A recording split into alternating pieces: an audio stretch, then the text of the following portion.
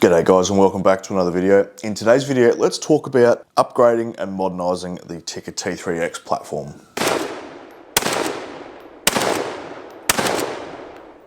Originally when Tikkas first started hitting the market, I thought they were overhyped. I thought there was, everyone was saying they're great and I didn't think they were that great. And that is until I got one, and I can honestly say they are my favourite bolt action rifle platform. I do have a lot of rifles and I do have a lot of different brands and models of bolt actions. For this style being like, just a normal hunting rifle, I think the Tikka T3X is probably the best out there. So I own Remington 700, Howe 1500, Ruger American, Remington 783, Tikka T3. I have a lot of different Mauser 98s, both commercial and military. This particular rifle is my 7 Rem Mag, and what I wanted to get out of this rifle is I want it to be very good medium range gun, so I'm talking anywhere between like 300 and 600 meters.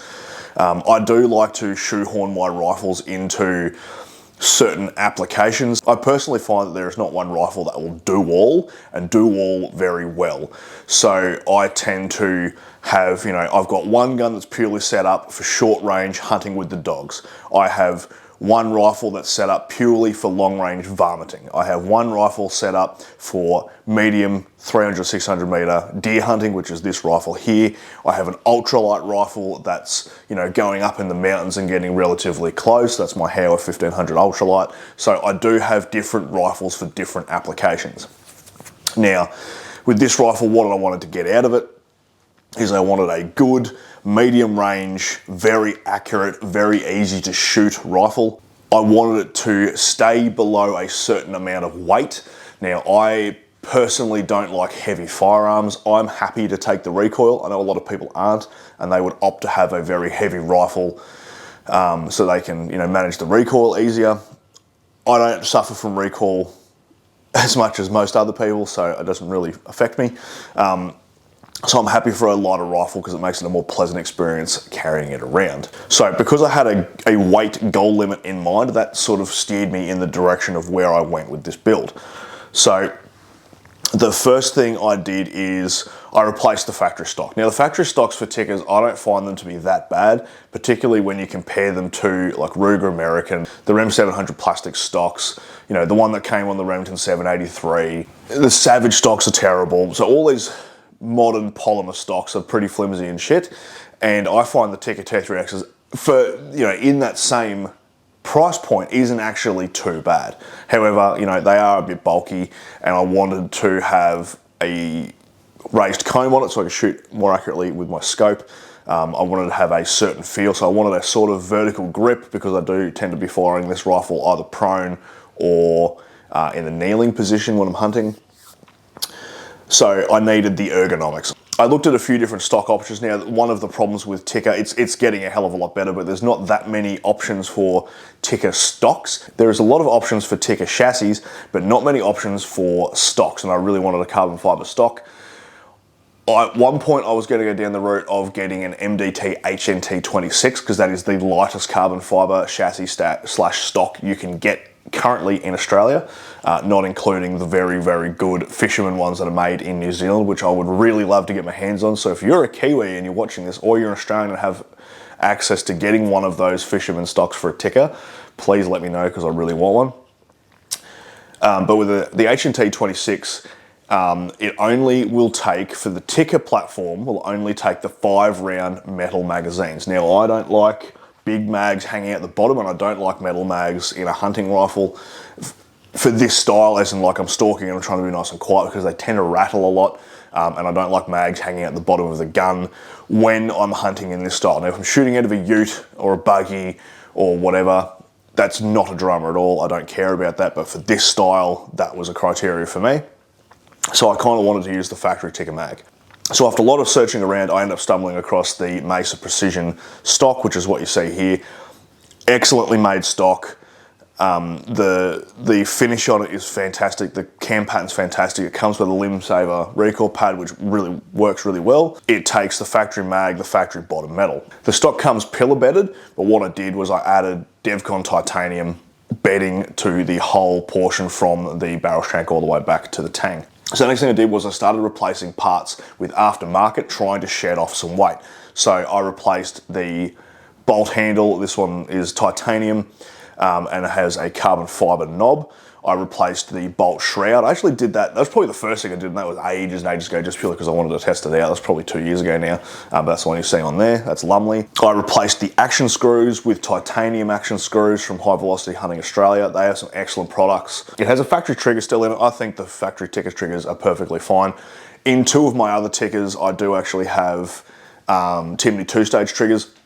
They're really good, but you can't lock the bolt on safe, and I like that feature on a hunting rifle because if I have a round chambered and for some reason my rifle gets knocked, I don't want that bolt handle lifting. And if you really want to do that half cock Kiwi thing, you can't do that with some of those other aftermarket triggers as well.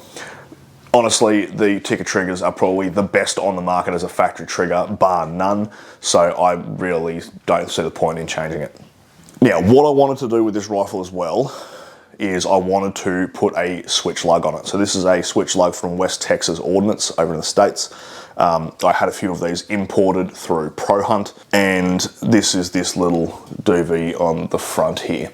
So what that allows you to do is to quickly change your barrels. Now, this is not for everyone. This is a pretty niche application. Some people think it's going to be the answer to all of their woes. You could, and I've seen other people do this in their builds, you could have interchangeable barrels with interchangeable scopes. You have those scopes zeroed to those barrels with, you know, maybe Picatinny rail or maybe pivot mounts or whatever. So you go, okay, I'm going to take off this barrel, put on this other caliber, change the scope and everything zeroed. The way I've done this, because I'm trying to keep the build light, is I have tally rings on top, so the scope cannot get changed. However, I do change the barrels. The reason I went down that route is obviously I do a lot of YouTube videos. Part of that is I do a lot of ballistic testing. Instead of me having 50 billion guns and all these different calibers, I can have one gun and I can just change the barrel, do a ballistic test, and then change the barrel back. But adding a switch lug to a gun adds a bit of weight. Now, what I wanted to do was offset that and see how light I could get the receiver by doing some milling. I don't have the ability to do helical milling on my milling machine, so I sent the bolt off to Grant Swan and he fluted that for me. That's a very, very aggressive flute, and it saved a lot of weight. I'll put the weights up before and after on the screen. Now, the receiver itself, I did all of the mill work on the receiver. So the first thing you can probably see is down here, there is actually a window all the way through, so that's cut all the way down and through, and then I've done all of these little, I guess you could call them scallop cuts maybe, on there, and I'll flip it over, this on the other side as well. You can't window that top half because that goes into where the rail for the upper rail for the bolt sits, so your bolt wouldn't feed properly at the rear of the stroke. It's just, I love that fluting, I think that's sick. So there you go, like that. So I'll bring it up a little bit closer. You can also see the top of the receiver has been completely opened up. So normally Tikkas are a closed top receiver. I've milled all of that out to save some weight. And then on the other side, you can see these cuts all the way along. So here and here, and then along this part right there. Now that overall, the receiver now, after putting the switch lug on and doing all those cuts, is lighter than it was from factory, so I've achieved that goal. So if you're an absolute ultralight nerd, that might be a path you want to take, but a lot of people are going to look at that and go, that is completely unnecessary, and I kind of agree with you. You know, it did give me some sort of incremental gain, and every little bit counts, but for you guys doing it, the amount of money you would pay to get that done may not be, you know, the juice may not be worth the squeeze. So I'm not telling you all to run out there and contact me and say, hey, can you mill my my Tikka receiver? I'm just showing you that something I've personally done to my personal rifle, and if it's something that you're into, you're a real ultralight nerd like me, that might be something you want to do. If you didn't want to do all that milling, you can still put a switch lug on and you get the same sort of effect, just that your gun would be a little bit heavier. So the overall weight of this, without the scope, this gun is just shy of 2.7 kilos, which is like 6 and a bit pounds for you Yanks. With the scope on, that scope's really heavy, that's like 560 grams-ish. So with that scope on, you know, we're sitting at 3.3 kilos, just shy of 7 pound, or just on 7 pound, something like that. For the capability of that rifle and the length that I'm gonna be shooting with that, that's a really nice weight to have. Now, I could have shed the weight a lot further down by changing the scope. You know, if I put a Leupold VX1 or VX2 3 to 9 on there, they're nearly half the weight of that. You know, I could get it a hell of a lot lighter. I would just be sacrificing capability of shooting out a little bit further. So there were some things I needed to do to get where I needed to get. If I was building, let's say, a 284 or a 708, or, you know, some sort of closer range deer hunting rifle, and I was really trying to get it super, super, super light, I reckon I could get it down to about 2.5 to 2.8 fully scoped, which would be a very cool project, but very niche application, and not many people are like me who really froth over ultralight rifles. So let's talk about the switch lug real quick. So there is a bit of work involved to the receiver before you can fit a lug. You need to cut a portion of the front of the receiver off, and that's to get rid of the rounded ends to fit the lug so it fits perfectly aligned in the front here. So you can probably see how well fitted. So you can probably see how well fitted that lug is. Right, so the front of the receiver is cut very precisely. So there's 2 precision pinholes that are drilled in the front of the receiver and reamed. They're to fit these little tiny retention pins. The retention pins then hold the lug to the receiver. And then you screw the barrel in, and when you clamp down on the screw at the front there, that's when you get the clamping force on the barrel, and the barrel can't come back out. Now, this achieves this through very, very precision machining. So let's just zoom in so you can see a little bit. So this is the other barrel for it. This is a 300 Win Mag barrel. And you can see this will screw into here. This is just a factory barrel that I've returned the shoulder on. So you can refit factory barrels, providing that when you took them off, you didn't wreck the receiver or the barrel shank.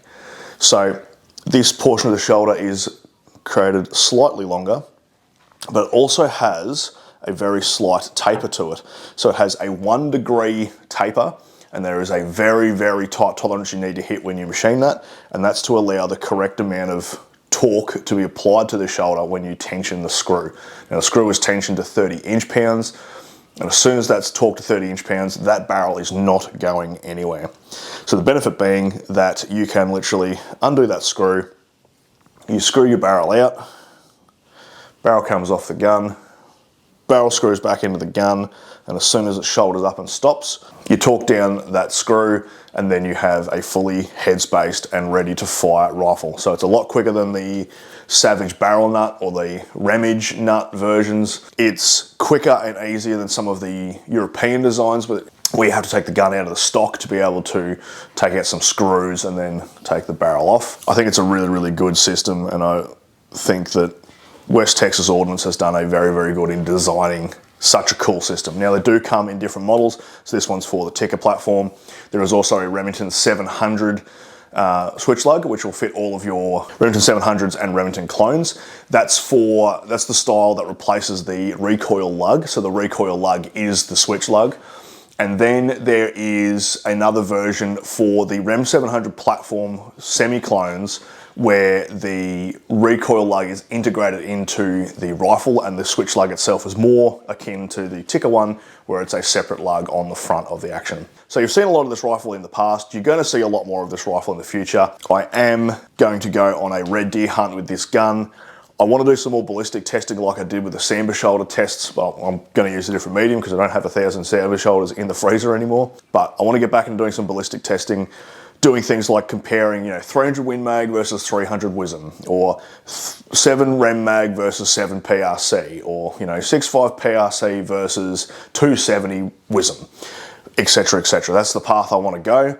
because I can just spin extra barrels for this gun and then just go out and do some testing for you guys. I do also need to head out to the farm and I need to shoot some muzzle brakes. You would have seen my video about the MILLED muzzle brakes that I've got. So this is the gun that I'm going to be shooting those on. So I'm super excited to get out there and test those muzzle brakes because they look awesome. I think they're really going to work well with this rifle particularly. There's a few things happening. I just wanted to show you guys another one of my builds. Now I don't normally advertise for myself, but I feel like I'm going to get a lot of comments about this anyway, so I'll just throw it out there. If you would like a quote on fitting a switch lug, milling a Tikka receiver, doing a lightning job, whatever else, anything else rifle build related, send me an email. Use this email and not the YouTube account email just so I can keep them all in one sock. Once again, thanks very much. I'll see you next video and hooroo.